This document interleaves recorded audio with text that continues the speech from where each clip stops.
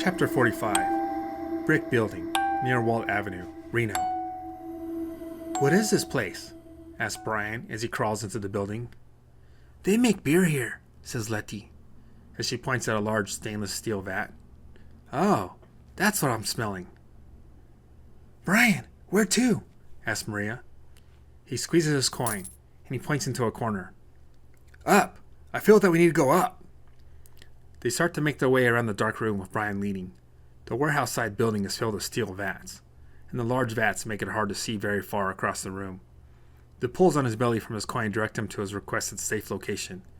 They hear the sounds of gunfire erupting outside.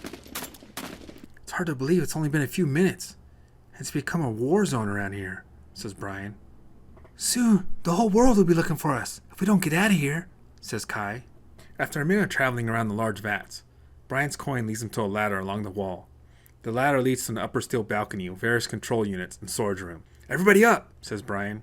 Since no one steps forward right away, Letty steps forward and starts to climb up first. A flash catches Brian's eye. "Was that a light?" he thinks. "Hurry, go up," says Brian as he uses his coin to hide. Kai follows after Letty, and Maria follows after that. Brian hears approaching scratching noises. "Rats?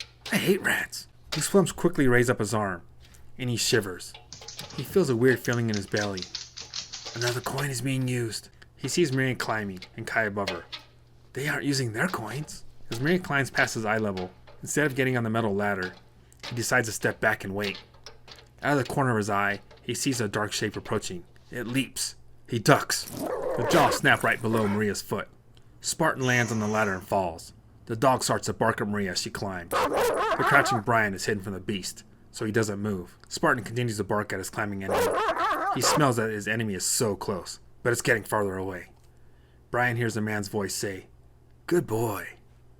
Brian looks to his left, and he sees a man in a green officer's uniform moving from behind a steel vat. Brian sees a deadly-looking rifle with a flashlight. However, the flashlight isn't what attracts Brian's eyes. The officer's bright yellow wolf eyes do. "A caught player," he thinks. He feels another drop in his stomach. Brian quickly changes to a two-handed grip on his gun. His coin is between his palm and the grip of his pistol. His large movements cause the dog Spartan to alert. Brian fires his gun twice. The man raises his rifle to fire at Maria. Brian's bullets hit him center mass. The officer is unable to shoot as he stumbles back. Spartan leaps. Officer Mancini stumbles and falls to a single knee. Spartan hits Brian's outstretched arm. He bites into the flesh, and he starts to shake his head. Brian's gun and coin fly into the darkness. Brian screams. "Ah!" The officer stands back up and barks out a cough. His bulletproof vest saves his life again. His canine teeth elongate and pierce his lower lip. "Good boy. Who's a good?" he says and smiles. A silver arrow careens into his yellow eye. His last thoughts are, "Who's a good boy?" "Stop moving, Brian!" Maria yells at Brian as he struggles with Spartan. Brian tries to hold still. It feels impossible. "Oh my God!" He can feel serious damage occurring in his arm. A silver arrow hits Spartan slightly behind his front shoulder blade. He releases Brian and yelps. He's in tremendous pain. He can't run, and he can't walk. He tries to crawl to his alpha. His alpha will help him. His alpha can fix this. His alpha will give him a treat when this is done. He's a good boy. Chapter 46. Best Beer Brewery, Walt Avenue, Reno. "Brian!" yells Kai in anguish from the upper railing. Maria climbs down the ladder to help Brian. Kai and Letty follow. Maria sees his torn and bleeding arm. She wipes at his arm to see if the blood is spurting or oozing. She sees one large dog bite with many large teeth holes. No arteries seem to be torn. However, some nerve and tendon damage is likely. "I need supplies," she thinks. She looks at the fallen officer. "Kai, help me! Hold that flashlight on this guy's chest." Kai picks up the rifle, but it doesn't move far. Maria pulls a sling over the dead officer's head. Kai is then able to point the rifle at the dead man. Maria finds a first aid kit attached to his vest. She rips it off his chest rig. "Okay, shine that light near Brian, but don't point the rifle at him. Never point a gun at something you aren't willing to destroy." Brian sits up, and Maria quickly cleans his arm with some disinfectant wipes. He silently moans. She then uses a small tube of antibiotic cream on the teeth marks and scratches. She wraps the wounded arm with gauze. She runs back to the officer and removes his belt. She runs back to Brian and makes an improvised sling with the belt by wrapping around Brian's neck and arm. Brian grunts as he slides his back against the steel ladder. Letty looks at Maria. "You are one badass godmother." Maria hugs Letty with one arm. and she looks at Kai. I dropped my coin and my lucky gun, says Brian. Find Brian's coin.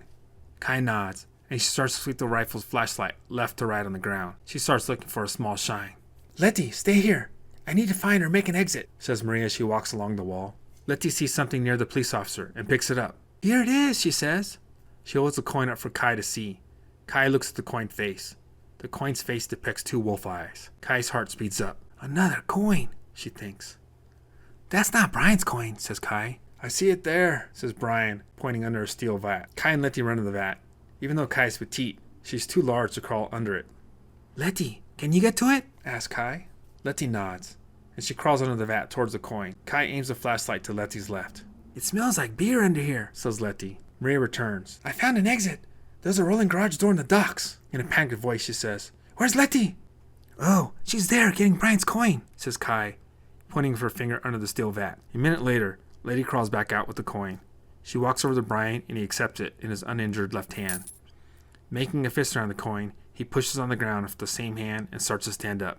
Letty grabs under his armpits and helps him up. Thanks. How are you doing? Are you okay? Yes, I just want to leave. This is so crazy, says Letty. You guys have magic. Yeah, it's hard to believe. Maria, let's go. I feel a rat out that way. It's probably the same one you found, he says as he points behind Maria.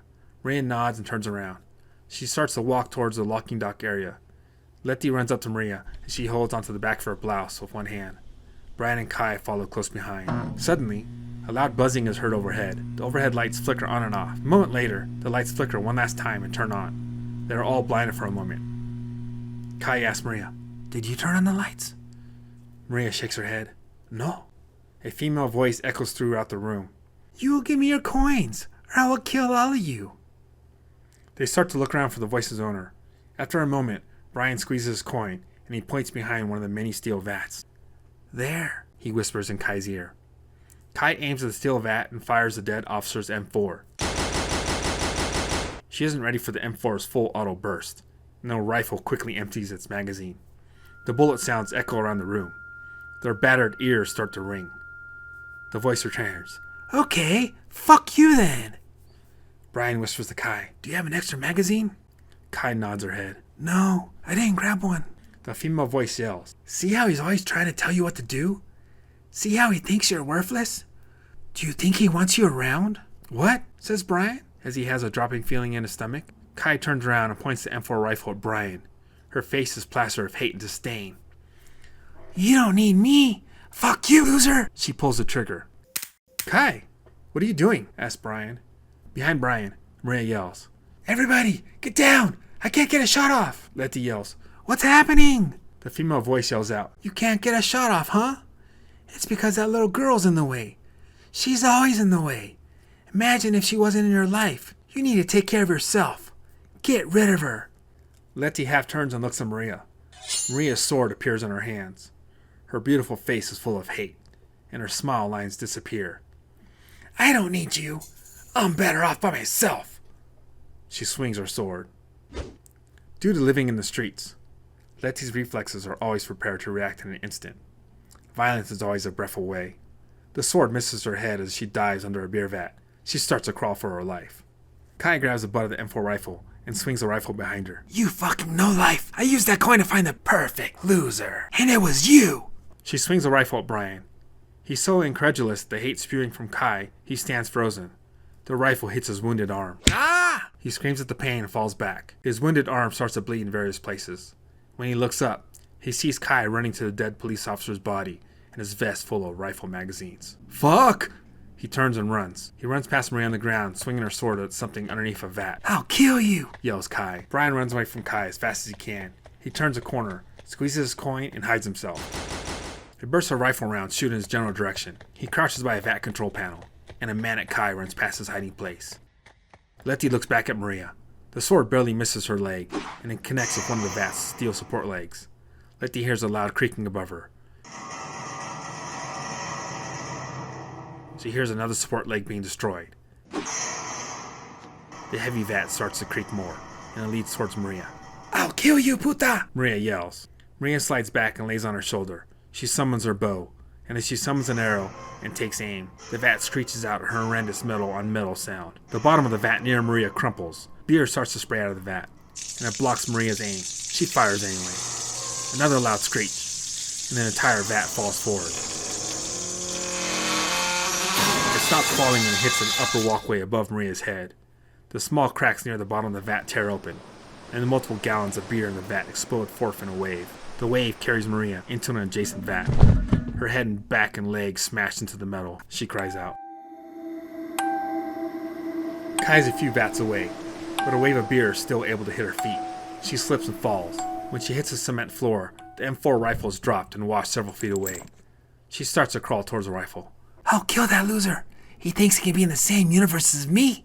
Pathetic! Brian is able to hold onto the vat control panel when the wave of beer flows throughout the room. Once the beer finishes spreading, it starts to flow down some drains placed throughout the room. The level of beer on the floor starts to lower, and he stands up.